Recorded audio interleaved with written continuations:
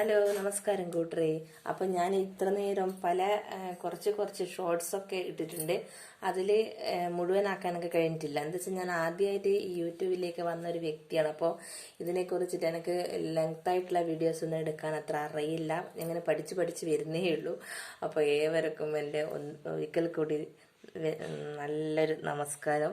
അപ്പം ഞാൻ ഇത് എന്തായാലും എൻ്റെ ഈ അനുഭവം ഇല്ലേ, അത് നിങ്ങൾക്ക് കൂടി ഷെയർ ചെയ്തിട്ടില്ലെങ്കിൽ എനിക്കൊരു സുഖം ഉണ്ടാവില്ല, എനിക്കൊരു മനസ്സിനൊരു സുഖം ഉണ്ടാവില്ല. അതുകൊണ്ടാണ് ഞാനിത് ഷെയർ ചെയ്യുന്നത്. എന്താണെന്ന് വെച്ചാൽ ഞങ്ങൾ അന്ന് നാലമ്പല യാത്രക്ക് തുടക്കം കുറിച്ചപ്പോൾ ഫസ്റ്റ് തന്നെ നമ്മൾ പിഷാരിക്കാവിൽ, കൊയിലാണ്ടി കൊല്ലം പിഷാരിക്കാവിലാണ് പോയത്. രണ്ടാമത് നമ്മൾ പോയത് മേൽപ്പളനി എന്ന് പറയുന്ന ഒരു ക്ഷേത്രത്തിലാണ്.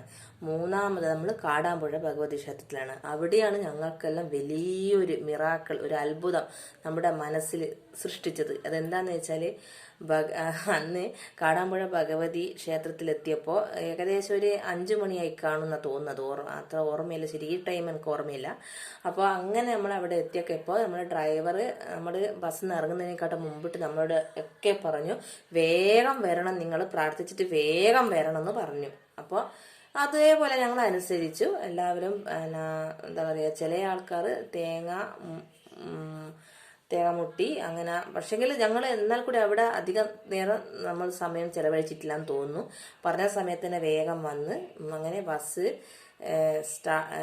ബസ് കയറിയിരുന്ന് ബസ് എടുത്തപ്പോൾ ബസ് സ്റ്റാർട്ടാകുന്നില്ല. ബസ് എടുക്കാൻ നോക്കി ശ്രമിച്ചിട്ടും പരാജയം തന്നെയാണ് സംഭവിക്കുന്നത്. അപ്പം അങ്ങനെ നമ്മൾ ഞങ്ങളൊക്കെ ഉപദേശിച്ചു ഡ്രൈവറോട്, എന്നാൽ അടുത്തുള്ള ഡ്രൈവേഴ്സിനോടൊക്കെ ഒന്ന് വരാൻ പറയാൻ നോക്കിക്കാലോ.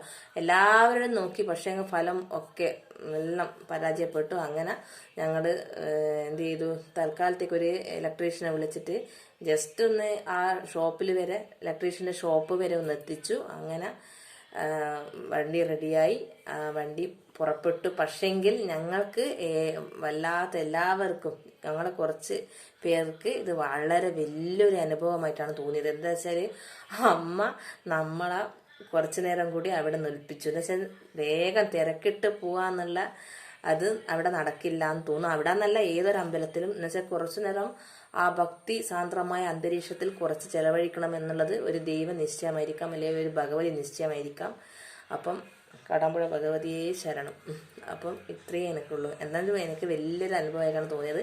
അത് നിങ്ങളിലേക്കൊന്ന് ഷെയർ ചെയ്യണമെന്ന് തോന്നി.